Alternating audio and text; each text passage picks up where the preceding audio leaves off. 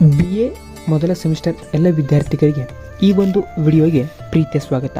ಇವತ್ತಿನ ಒಂದು ವಿಡಿಯೋದಲ್ಲಿ ನಾವು BA ಮೊದಲ ಸೆಮಿಸ್ಟರ್ ಕನ್ನಡ ವಿಷಯದ ಅಧ್ಯಾಯ 3 ಎರಡು ಜನಪದ ಗೀತೆಗಳು. ಈ ಎರಡು ಜನಪದ ಗೀತೆಗಳಲ್ಲಿ ಎರಡು ರೀತಿಯಾದಂತಹ ವಿಧವಾದಂತಹ ಜನಪದ ಗೀತೆಗಳು ಬರ್ತವೆ. ಅದರಲ್ಲಿ ಮೊದಲನೇದಾಗಿ ಬರುವುದೇ ಕೆರೆಗೆ ಹಾರ. ಈ ಕೆರೆಗೆ ಹಾರ ಜನಪದ ಗೀತೆಗೆ ಸಂಬಂಧಿಸಿದಂತಹ ಪರೀಕ್ಷೆಯಲ್ಲಿ ಕೇಳಬಹುದಾದ ನಿಟ್ಟಿನಲ್ಲಿ ಎಲ್ಲ ಪ್ರಶ್ನೋತ್ತರಗಳನ್ನ ಸ್ವಾರಸ್ಯಪೂರ್ಣವಾಗಿ ಚರ್ಚೆ ಮಾಡುವ ಪ್ರಯತ್ನವನ್ನು ನಾನು ಈಗಾಗಲೇ ಮಾಡಿದ್ದೀನಿ ಅಂತ ಹೇಳುತ್ತಾ ಆ ವಿಡಿಯೋಗಳನ್ನು ತೆಳಗೆ ಡಿಸ್ಕ್ರಿಪ್ಷನ್ ಬಾಕ್ಸಲ್ಲಿ ಕೊಟ್ಟಿರ್ತೀನಿ ಅಂತ ಹೇಳುತ್ತಾ ಅದೇ ಅಧ್ಯಾಯ 3 ಎರಡು ಜನಪದ ಗೀತೆಗಳು. ಆ ಅಧ್ಯಾಯದಲ್ಲಿ ಬರುವಂತಹ ಎರಡನೆಯ ಜನಪದ ಯಾವುದು ಅಂದರೆ ಗೋವಿನ ಹಾಡು. ಈ ಜನಪದ ಸಾಹಿತ್ಯವಾದಂತಹ ಈ ಗೋವಿನ ಹಾಡು ಕುರಿತು ಇವತ್ತಿನ ಕ್ಲಾಸ್ನಲ್ಲಿ ನಾವು ಈ ಗೋವಿನ ಹಾಡು ಅಧ್ಯಾಯದ ಪರೀಕ್ಷೆಯಲ್ಲಿ ಕೇಳಬಹುದಾದಂತಹ ಪ್ರಬಂಧ ರೂಪದ ಪ್ರಶ್ನೋತ್ತರಗಳನ್ನು ಇವತ್ತಿನ ಕ್ಲಾಸ್ನಲ್ಲಿ ಡಿಸ್ಕಷನ್ ಮಾಡೋಣ ಬನ್ನಿ. ಅದಕ್ಕಿಂತ ಮುಂಚೆ ಒಂದಿಷ್ಟು ಜನಪದ ಸಾಹಿತ್ಯದ ಬಗ್ಗೆ ಅವಲೋಕನ ಮಾಡುವುದಾದರೆ, ಸಾಮೂಹಿಕ ಸೃಷ್ಟಿಯಾಗಿರುವ ಜನಪದ ಸಾಹಿತ್ಯ ಅನಕ್ಷರಸ್ಥರ ಜನಪದರ ನಾಲಿಗೆಯ ಮೇಲೆ ಜೀವಂತವಾಗಿರುವ ಕಂಠಸ್ಥ ಸಾಹಿತ್ಯವಾಗಿದೆ. ನಮ್ಮ ಸಂಸ್ಕೃತಿಯ ಸಾರರೂಪವಾದ ಜನಪದ ಸಾಹಿತ್ಯವು ಬಹುಸಂಖ್ಯಾತರ ಆಶೋತ್ತರಗಳ ಪ್ರತೀಕವೂ ಹೌದು. ಅದರ ಬೇರುಗಳು ಜನ ಸಂಸ್ಕೃತಿಯ ಅಂತರಾಳದಲ್ಲಿವೆ. ಜನಪದ ಗೀತೆ, ಕತೆ, ಕಥನ ಗೀತೆಯಂತಹ ಅನೇಕ ಪ್ರಕಾರಗಳಲ್ಲಿ ಜನಪದ ಜನಜೀವನದ ರೀತಿ ನೀತಿಗಳು ವ್ಯಕ್ತವಾಗಿವೆ. ಅದರಲ್ಲೂ ಕಥನ ಗೀತೆಗಳು ಕನ್ನಡದ ಬಹುಮುಖ್ಯ ಜನಪದ ಪ್ರಕಾರವಾಗಿವೆ. ಜನಪದ ಸಂಸ್ಕೃತಿಯ ಮಹಾದರ್ಶನವನ್ನು ಮಾಡಿಸುವ ಜನಪದ ಸಾಹಿತ್ಯದಲ್ಲಿ ತ್ಯಾಗ ಬಲಿದಾನಕ್ಕೆ ಸಂಬಂಧಿಸಿದ ಅನೇಕ ಕಥನ ಗೀತೆಗಳು ಹೇರಳವಾಗಿ ದೊರೆಯುತ್ತವೆ. ಅಂತಹ ಕಥನ ಗೀತೆಗಳಲ್ಲಿ ಪ್ರಸ್ತುತ ಗೋವಿನ ಹಾಡು ಜನಪದ ಕಥನ ಗೀತೆಯು ಒಂದು ಅಂತ ಹೇಳುತ್ತಾ ಈ ಗೋವಿನ ಹಾಡು ಕಥನ ಗೀತೆಯ ಪ್ರಬಂಧ ರೂಪದ ಪ್ರಶ್ನೋತ್ತರಗಳನ್ನು ಈಗ ಚರ್ಚೆ ಮಾಡೋಣ ಬನ್ನಿ. ಪ್ರಬಂಧ ರೂಪದ ಪ್ರಶ್ನೋತ್ತರಗಳಲ್ಲಿ ಪ್ರಶ್ನೆ ನಂಬರ್ 1, ಗೋವಿನ ಹಾಡು ಜನಪದ ಗೀತೆಯ ಸ್ವಾರಸ್ಯವನ್ನು ನಿರೂಪಿಸಿ. ಅಥವಾ ಪ್ರಶ್ನೆ ನಂಬರ್ 2, ಗೋವಿನ ಹಾಡು ಪುಣ್ಯಕೋಟಿಯ ಸತ್ಯಪರತೆ, ಪ್ರಾಮಾಣಿಕತೆಗಳ ಗೆಲುವಿನ ಕತೆ, ಈ ಮಾತನ್ನು ಸಮರ್ಥಿಸಿ. ಪ್ರಶ್ನೆ ನಂಬರ್ 3, ಸತ್ಯಪರತೆ ಹಾಗೂ ಪ್ರಾಮಾಣಿಕತೆಗಳ ಮಹತ್ವವನ್ನು ಸಾರುವುದು ಗೋವಿನ ಹಾಡು ಜನಪದ ಗೀತೆಯ ಕೇಂದ್ರಬಿಂದು, ಈ ಮಾತನ್ನು ಸಮರ್ಥಿಸಿ. ಅಥವಾ ಪ್ರಶ್ನೆ ನಂಬರ್ 4, ಎಂತಹ ಕಷ್ಟಕಾಲದಲ್ಲೂ ಸತ್ಯ ಪ್ರಾಮಾಣಿಕತೆಗಳು ನಮ್ಮನ್ನು ರಕ್ಷಿಸಬಲ್ಲವು ಎಂಬುದನ್ನು ಪುಣ್ಯಕೋಟಿಯ ಕತೆ ಹೇಗೆ ಪ್ರತಿಪಾದಿಸಿದೆ ವಿವೇಚಿಸಿ. ಈ 4 ಪ್ರಶ್ನೆಗಳಿಗೆ ಒಂದು ಸ್ವಾರಸ್ಯವಾದಂತಹ ಉತ್ತರವನ್ನು ನೋಡುವುದಾದರೆ, ಉತ್ತರ: ಗೋವಿನ ಹಾಡು ಬಹು ಜನಪ್ರಿಯವಾಗಿರುವ ಒಂದು ಜನಪದ ಗೀತೆ. ಎಂತಹ ಕಷ್ಟಕಾಲದಲ್ಲೂ ಸತ್ಯ ಪ್ರಾಮಾಣಿಕತೆಗಳು ನಮ್ಮನ್ನು ರಕ್ಷಿಸಬಲ್ಲವು ಎಂಬುದನ್ನು ಪುಣ್ಯಕೋಟಿಯ ಸತ್ಯ ಪ್ರಾಮಾಣಿಕತೆಗಳ ಹಿನ್ನೆಲೆಯಲ್ಲಿ ಪ್ರತಿಪಾದಿಸುವುದು ಈ ಜನಪದ ಗೀತೆಯ ತಿರುಳು. ಧರಣಿ ಮಂಡಲ ಮಧ್ಯದಲ್ಲಿ ಮೆರೆಯುತ್ತಿರುವ 56 ದೇಶದಲ್ಲಿ ಕಳಿಂಗನೆಂಬ ಗೊಲ್ಲನಗೌಡನಿದ್ದ.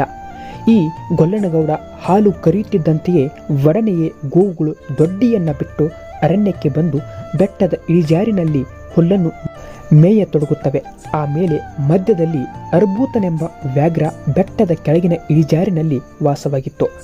7 ದಿವಸಗಳಿಂದ ಹೊಟ್ಟೆಗೆ ಆಹಾರವಿಲ್ಲದೆ ಬಳಲಿದ ವ್ಯಾಘ್ರ ಹುಡುಕಿ ರಭಸದಿಂದ ಗೋವುಗಳತ್ತ ಎರಗುತ್ತದೆ. ಆಗ ಗೋವುಗಳು ಅದರ ರಭಸ ನಿಲ್ಲಲರಿಯದೆ ಕಮರಿಗೆ ಬಿದ್ದು ತಲ್ಲಣಗೊಂಡು ಚದುರಿ ಓಡಿ ಹೋಗುತ್ತವೆ. ಅದೇ ವೇಳೆಗೆ ಪುಣ್ಯಕೋಟಿ ಎಂಬ ಗೋವು ತನ್ನ ಕಂದನನ್ನು ನೆನೆದು ಕೊಂಡು ಬರುತ್ತಿದ್ದಿತು. ಅದನ್ನು ಕಂಡ ದುಷ್ಟ ವ್ಯಾಘ್ರ ಇಂದು ತನಗೆ ಆಹಾರ ಸಿಕ್ಕಿತೆಂದು ಪುಣ್ಯಕೋಟಿಯನ್ನು ಅಡ್ಡಗಟ್ಟಿ ನಿಂತು, ನಿನ್ನನ್ನು ನಾನು ಬೀಳ ಹೊಯ್ಯುತ್ತೇನೆ, ಈಗಲೇ ನಿನ್ನನ್ನು ಸೀಳಿ ಬೀಸಾಡುತ್ತೇನೆ ಎಂದು ಕೋಪಿಸಿ ನುಡಿಯುತ್ತದೆ. ಪುಣ್ಯಕೋಟಿ ದೊಡ್ಡಿಯಲ್ಲಿರುವ ತನ್ನ ಕಂದನಿಗೆ ನಿಮಿಷದಲ್ಲಿ ಹಾಲು ಕೊಟ್ಟು ಬರುವುದಾಗಿ ದುಷ್ಟ ವ್ಯಾಘ್ರನಿಗೆ ಹೇಳುತ್ತದೆ. ಹಸಿದ ವೇಳೆಗೆ ಸಿಕ್ಕಿದ ಒಡವೆಯನ್ನು ವಶ ಮಾಡಿಕೊಳ್ಳದೆ ಈಗ ನಿನ್ನನ್ನು ಬಿಟ್ಟರೆ ನುಸುಳಿ ಹೋಗುವೆ, ನೀನು ಮತ್ತೆ ಬರುವೆಯ, ಹಸನಾಯಿತು ಎಂದು ಹುಲಿ ಹೇಳಿ ಪುಣ್ಯಕೋಟಿಗೆ ಅನುಮತಿಯನ್ನು ಕೊಡುವುದಿಲ್ಲ. ಆಗ ಪುಣ್ಯಕೋಟಿ ತ್ರಿಮೂರ್ತಿಗಳ ಆಣೆಯಾಗಿ, ಸೂರ್ಯಚಂದ್ರರ ಆಣೆಯಾಗಿ, ಧರಣಿ ದೇವಿಯಾನೆಯಾಗಿ ತಾನು ಮತ್ತೆ ತಿರುಗಿ ಬರುವುದಾಗಿ ಭಾಷೆ ಕೊಟ್ಟು ಹುಲಿಗೆ ಅನುಮತಿ ಪಡೆದು ದೊಡ್ಡಿಗೆ ಬರುತ್ತದೆ. ದೊಡ್ಡಿಗೆ ಬಂದ ಪುಣ್ಯಕೋಟಿ ತನ್ನ ಕರುವನ್ನು ಕಂಡು ಬೇಗನೆ ಮೊಳೆಯನ್ನು ಕೊಟ್ಟು, ಗೋವುಗಳ ಗುಂಪಿನ ಕಟ್ಟ ಕಡೆಯಲ್ಲಿ ಮೇಯದಿರು, ಬೆಟ್ಟದ ಒತ್ತಿಗೆ ಹೋಗೋದಿರು, ಅಲ್ಲಿ ದುಷ್ಟ ವ್ಯಾಘ್ರಗಳುಂಟು, ಗೋವುಗಳ ಗುಂಪಿನ ನಟ್ಟ ನಡುವೆ ಬಾರಯ್ಯ, ಕೊಲ್ಲುತ್ತೇನೆಂಬ ದುಷ್ಟ ವ್ಯಾಘ್ರನಿಗೆ ಭಾಷೆ ಕೊಟ್ಟು ನಿನ್ನನ್ನು ನೋಡಿ ಹೋಗಲೆಂದು ದೊಡ್ಡಿಗೆ ಬಂದೆನು ಎಂದು ಪುಣ್ಯಕೋಟಿ ತನ್ನ ಕರುವಿಗೆ ಹೇಳುತ್ತದೆ. ಆದರೆ ಕರು, ಅಮ್ಮ ನೀನು ಸಾಯಲೇಕೆ, ನೀನು ಎಲ್ಲರ ಹಾಗೆ ಸುಮ್ಮನಿರು ಎಂದು ತನ್ನ ತಾಯಿಗೆ ಹೇಳಿ ಮೌನವಾಗಿ ನಿಲ್ಲುತ್ತದೆ. ಅದಕ್ಕೆ ಪುಣ್ಯಕೋಟಿ, ಕೊಟ್ಟ ಭಾಷೆಗೆ ತಪ್ಪಲಾರೆನು, ಕೆಟ್ಟ ಯೋಚನೆ ಮಾಡಲಾರೆನು, ನಿಷ್ಠೆಯಿಂದ ಅಲ್ಲಿಗೆ ಹೋಗುತ್ತೇನೆ. ಇದು ಖಂಡಿತ. ಸತ್ಯವೇ ನಮ್ಮ ತಾಯಿ ತಂದೆ, ಸತ್ಯವೇ ನಮ್ಮ ಬಂಧು ಬಳಗ. ಸತ್ಯ ವಾಕ್ಯಕ್ಕೆ ತಪ್ಪಿ ನಡೆದರೆ ಆ ಪರಮಾತ್ಮನು ಮೆಚ್ಚಲಾರ ಎಂದು ಹೇಳುತ್ತದೆ. ಆಗ ಕರು, ನಾನು ಯಾರ ಮೊಲೆಯನ್ನು ಕುಡಿಯಲಮ್ಮ, ಯಾರನ್ನು ಸೇರಿ ಬದುಕಲಮ್ಮ, ಯಾರ ಬಳಿಯಲ್ಲಿ ಮಲಗಲಮ್ಮ, ಯಾರು ನನಗೆ ಹಿತವರು ಎಂದು ನೊಂದು ನುಡಿಯುತ್ತದೆ. ಆಗ ಪುಣ್ಯಕೋಟಿ ಇನ್ನುಳಿದ ಗೋವುಗಳನ್ನು ಕುರಿತು, ಅಮ್ಮಗಳಿರ, ಅಕ್ಕಗಳಿರ, ನನ್ನ ತಾಯಿಯೊಡ ಹುಟ್ಟಿಗಳಿರ, ಈ ತಬ್ಬಲಿಯ ಮಗನನ್ನು ನಿಮ್ಮ ಕಂದನೆಂದು ಕಾಣಿರಿ. ಮುಂದೆ ಬಂದರೆ ಹಾಯಬೇಡಿ, ಹಿಂದೆ ಬಂದರೆ ಒದೆಯಬೇಡಿ, ನಿಮ್ಮ ಕಂದನೆಂದು ಕಾಣಿರಿ, ತಬ್ಬಲಿಯ ಕಂದನಿದ್ದಾನೆ ಎಂದು ಭಿನ್ನವಿಸಿಕೊಳ್ಳುತ್ತದೆ.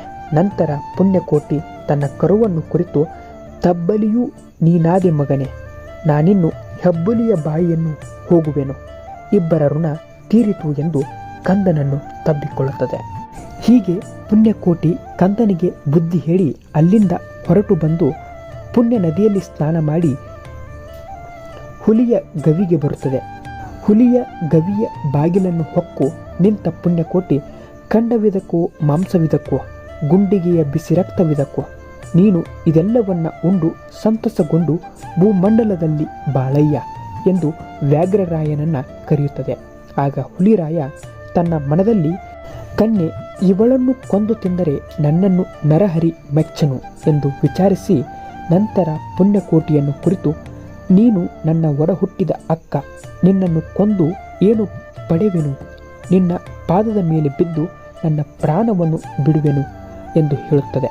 ಆಗ ಯಾಕಯ್ಯ ಹುಲಿರಾಯ, ನೀನು ನನ್ನನ್ನು ಒಲ್ಲದೆ ಹಾರಿ ಸಾಯುವುದೇಕೆ, ಸಾಯಬೇಕೆಂದು ನಾನೇ ಬಂದೆನು ಎಂದು ಹೇಳಿದ ಪುಣ್ಯಕೋಟಿಯ ಮಾತನ್ನು ಹುಲಿರಾಯ ಕೇಳಿ ಕಂಬನಿ ಸುರಿಸಿ ತಾನು ಅನ್ಯಕಾರಿ ಎಂದುಕೊಂಡು ತನ್ನ ಮನದಲ್ಲಿ ತ್ರಿಮೂರ್ತಿಗಳನ್ನು ಧ್ಯಾನಿಸಿ ಕೈ ಮುಗಿದು ಆಕಾಶಕ್ಕೆ ಹಾರಿ ನೆಗೆದು ತನ್ನ ಪ್ರಾಣವನ್ನು ಬಿಡುತ್ತದೆ ಎಂಬುದು ಪುಣ್ಯಕೋಟಿಯ ಸತ್ಯಪರತೆ ಮತ್ತು ಪ್ರಾಮಾಣಿಕತೆಯ ಗುಣದ ಕುರಿತು ಒಂದು ಸ್ವಾರಸ್ಯವಾದಂತಹ ಜನಪದ ಗೀತೆಗಳ ಮೂಲಕ ಕಟ್ಟಿ ಕೊಡುವ ಪ್ರಯತ್ನವನ್ನು ಜನಪದಕಾರರು ಮಾಡಿದ್ದಾರೆ ಅಂತ ಹೇಳ್ತಾ, ಈ ಒಂದು ಸ್ವಾರಸ್ಯವಾದಂತಹ ಕಥೆಯ ಮೂಲಕ ಆ 4 ಪ್ರಶ್ನೆಗಳಿಗೆ ಸ್ವಾರಸ್ಯವಾದಂತಹ ಪ್ರಬಂಧ ರೂಪದ ಉತ್ತರವಾಗಿತ್ತು ಅಂತ ಹೇಳ್ತಾ, ಇಷ್ಟು ಈ ವಿಡಿಯೋದಲ್ಲಿ ಸಾಕು ಅಂತ ಹೇಳ್ತಾ, ಇದರ ಮುಂದಿನ ಕ್ಲಾಸ್ನಲ್ಲಿ ಈ ಅಧ್ಯಾಯ ಟಿಪ್ಪಣಿ ಭಾಗವನ್ನು 1 ಅಂಕದ ಪ್ರಶ್ನೋತ್ತರಗಳನ್ನು, ಸಂದರ್ಭದೊಡನೆ ಸ್ಪಷ್ಟೀಕರಣದ ಪ್ರಶ್ನೋತ್ತರಗಳನ್ನು ಮುಂದಿನ ಕ್ಲಾಸ್ನಲ್ಲಿ ಡಿಸ್ಕಷನ್ ಮಾಡೋಣ ಅಂತ ಹೇಳ್ತಾ, ಅಲ್ಲಿವರೆಗೂ ಎಲ್ಲರಿಗೂ ನಮಸ್ಕಾರ. ಜೈ ಹಿಂದ್, ಜೈ ಕರ್ನಾಟಕ ಮಾತೆ.